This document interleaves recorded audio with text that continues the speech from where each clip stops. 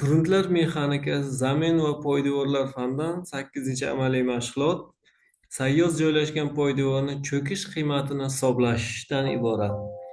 Bunda demak, poydevorni ag'darishga turg'unligi, siljishga bo'lgan turg'unligini tekshirib, tengliklar to'liq amal qilingandan keyin demak, cho'kishga bo'lgan hisobiy qarshiliklari demak tekshirib ko'rilishi mumkin bo'ladi. Poydevor ostidagi zamin ikki qatlamdan, ya'ni daryo o'zanidagi grunt va ostki qatlamdagi tubjuz gruntdan iborat bo'lgan holatda sayyoz joylashgan poydevorning cho'kish qiymatini ostki qatlamdagi tub gruntning turiga qarab ikki xil usulda hisoblash mumkin. Birinchi usulda, ya'ni ostki qatlamda siqiladigan tub gruntlar mavjud bo'lgan holat uchun sayyoz joylashgan poydevorlarning cho'kish qiymati hisoblanadi. Qumli va gilli gruntlar uchun amalga oshiriladi. Ikkinchi holatda ostki qatlamdagi siljimaydigan tub gruntlar mavjud bo'lgan holat uchun sayyoz joylashgan poydevorlarning cho'kish qiymatini hisoblash qo'ya, toshlar, konglomerat, mergel va hokazo gruntlar uchun amalga oshirilishi mumkin bo'ladi. Ikkala holat uchun ham sayyoz joylashgan poydevor cho'kish qiymatini hisoblashni ko'rib chiqamiz. Birinchi holatda ostki qatlamda siqiladigan tub grunt mavjud bo'lgan holat uchun sayyoz joylashgan poydevorni cho'kish qiymati hisoblash.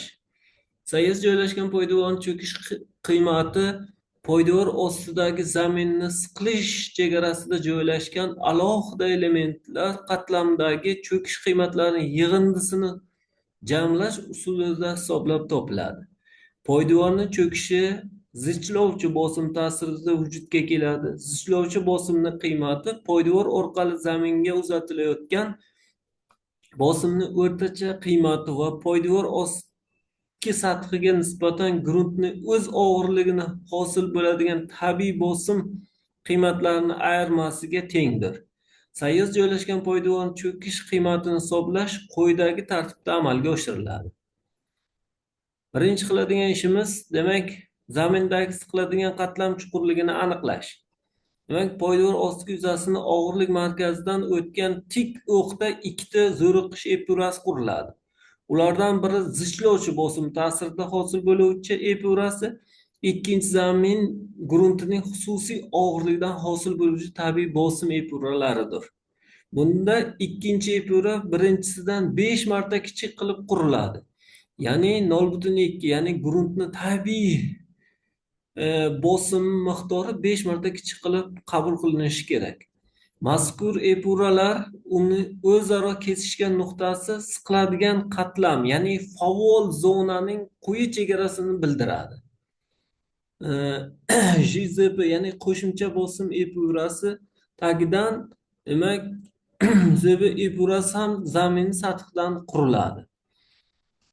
Birinchi qilinadigan ishimiz, zichlovchi bosim qiymati quyidagicha aniqlanadi. Bunda poydevordan tushayotgan o'rtacha bosim miqdoridan gruntni tabiiy bosim miqdori ayrilgani orqali amalga oshiriladi.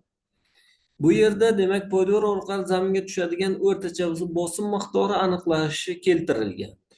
Bunda demak, poydevorlardan uzatilayotgan bosim miqdorlarini aniqlash mavzusiga aytib o'tganimizda o'sha qiymatidan foydalanishimiz mumkin bo'ladi.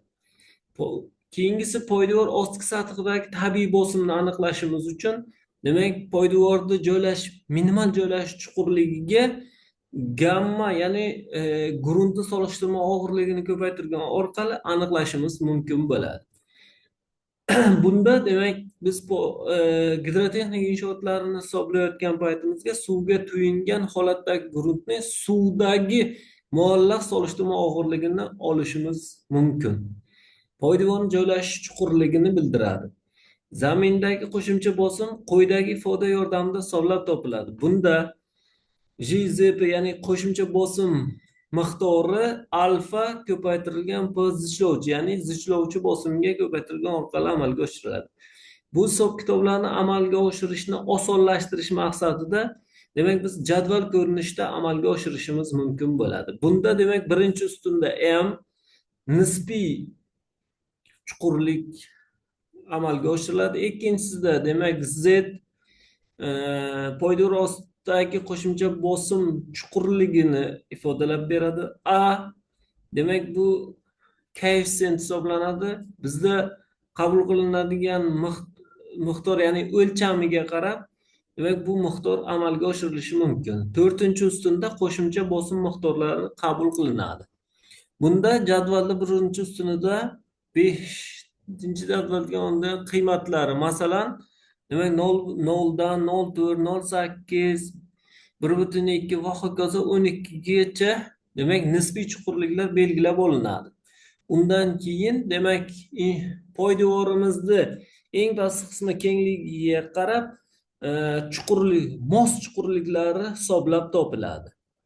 Undan keyin alfa demak metodikamizni 17-jadvaliga muvofiq alfa koeffitsient qiymatlari qabul qilinib, demak nima qilinadi?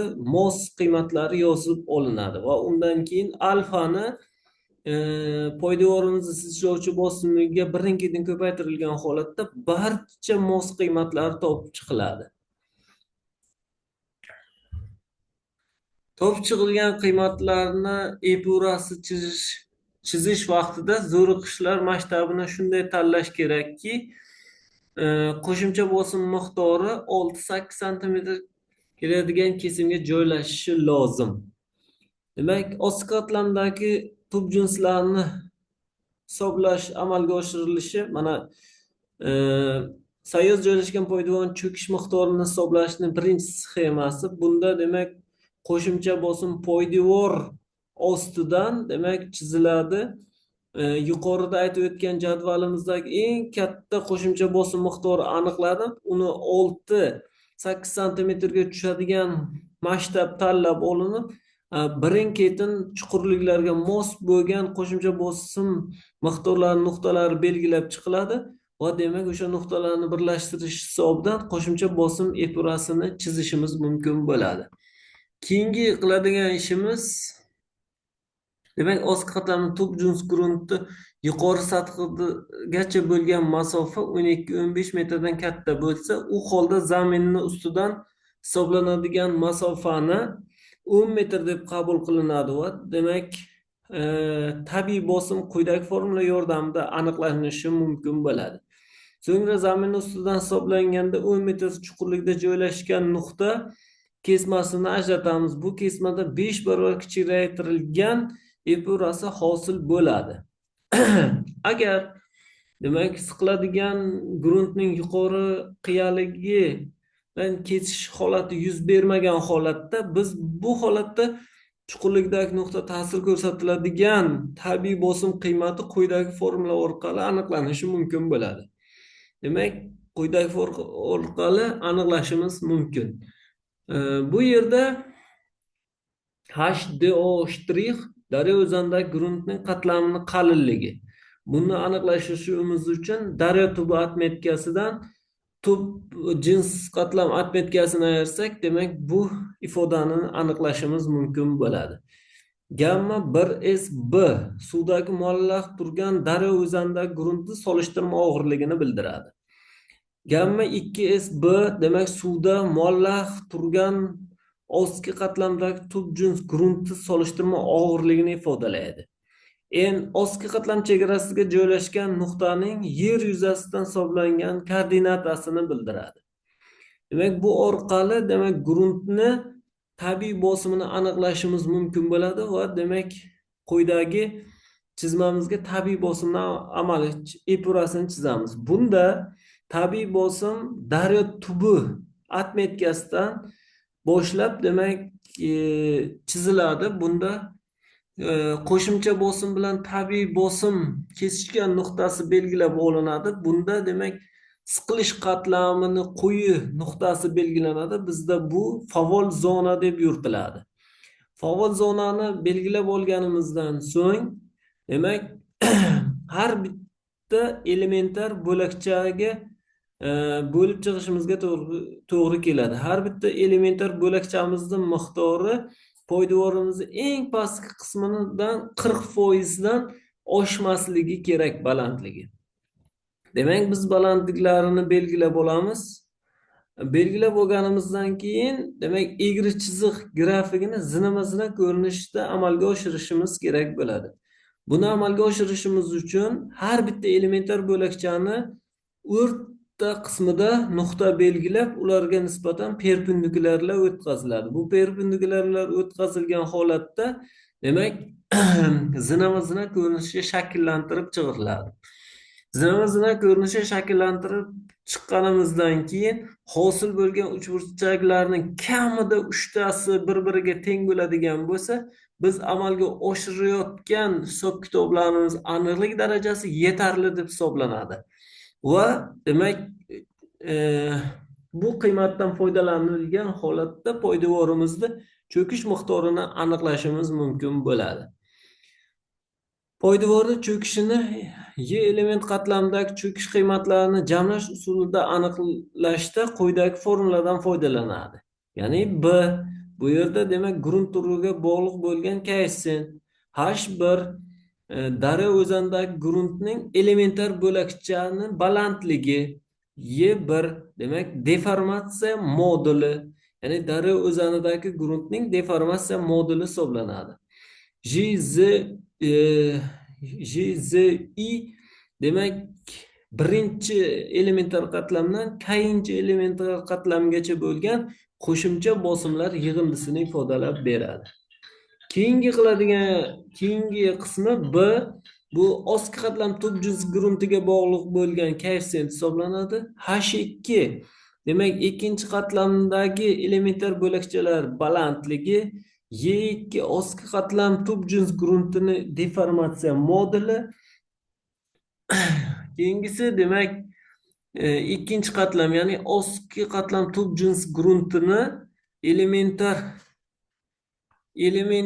qatlamchalardan, demak, bir nechtasini yig'indisini hisoblash orqali amalga oshiriladi. Demak, bu orqali chizmamizda har bitta qo'shimcha bosim qiymatlarini topib, ularni yig'indisini aniqlaymiz va har bir elementar bo'lakchadagi cho'kish miqdorlari yig'indisini aniqlaganimizdan keyin, demak, inshootimizni to'liq cho'kish miqdorini qiymatini topishimiz mumkin. Bunda, demak, hammasini topganimizdan keyin ikkinchi sinfga mansub gidrotexnik inshootlari uchun cho'kish miqdorining o'rtacha miqdori 7 sm dan oshmasligi tekshirib ko'riladi. Demak, poydevorimiz 7 sm dan oshmagan holatda, demak, normal holatda amalga oshirilyapti deb hisoblashimiz mumkin bo'ladi. Endi xuddi shunday holatda ostki qatlamdagi siqilmaydigan tub jins grunti mavjud bo'lgan sayyoz joylashgan poydevon cho'kish qiymatini hisoblashni ko'rib chiqamiz. Bu holda poydevorning cho'kish qiymati zaminning qarshiligi bo'lgan chiziqli deformatsiyalanuvchi elastik qatlam sifatida qabul qilingan ikkinchi hisobiy sxema bo'yicha qabul qilinadi. Sayyoz joylashgan poydevon cho'kish miqdorini hisoblashning ikkinchi sxemasini ko'rib turibmiz. Bunda, demak, poydevorimizni cho'kish miqdori birinchi, ya'ni daryo o'zanidagi qismida qolishini ko'rishimiz mumkin bo'ladi. Bunda ikki xil holatda amalga oshirishimiz mumkin. Har bitta elementar bo'lakchadagi cho'kish miqdorini aniqlab, ularni yig'indisini hisoblab topib, umumiy cho'kish miqdorini belgilashimiz mumkin, yoki-da, demak, biza siqiladigan qatlam chegarasidagi grunti bir jinsli bo'lsa, u holda poydevon cho'kish qiymati quyidagi formula orqali aniqlashimiz mumkin bo'ladi. Bunda B to'g'ri to'rtburchakli poydevorning eni yoki doiraviy shakldagi poydevorning diametri hisoblanadi. Demak, bizda poydevor to'rtburchak shaklida bo'lganligi uchun eng pastki qismining kengligini qabul qilishimiz mumkin bo'ladi. Bu yerda P poydevordan tushayotgan o'rtacha bosim miqdorini qabul qilishimiz mumkin. KS, KM tuzatish koeffitsiyenti bo'lib, demak, tegishli gruntlar mexanik zamin poydevorlari metodikasining 8-9 jadvallari bo'yicha qabul qilishimiz mumkin bo'ladi. Poydevorimizni parametrlari asosida. KI qatlami uchun, demak, 10-jadvaldan olinadigan koeffitsient, bu koeffitsient poydevor ostki yuzasini shakliga, to'g'ri burchakli poydevor tomonlarni o'zaro nisbati hamda poydevor ostidagi qatlamni joylash chuqurligi z bilan poydevorni yarim eni yoki radiusi o'rtasidagi nisbatiga qarab qabul qilinadi. Bu yerda demak daryo o'zanidagi gruntning deformatsiyasi moduli orqali aniqlanishi mumkin bo'ladi. Bunda demak poydevorimizni umumiy cho'kish miqdorini hisoblab topishimiz mumkin bo'ladi. Bunda ham gidroteknik inshootlar sinfiga qarab cho'kishni o'rtacha miqdori bilan solishtirib, agar chegaraviy qiymatdan oshib ketmagan holatda normal holatda belgilanib, demak poydevorni cho'kish miqdoriga ham ustuvorligi tekshirib ko'rilishi mumkin. Va demak ijobiy xulosa beriladigan bo'lsa, demak bu inshootni qurishimiz mumkin bo'ladi.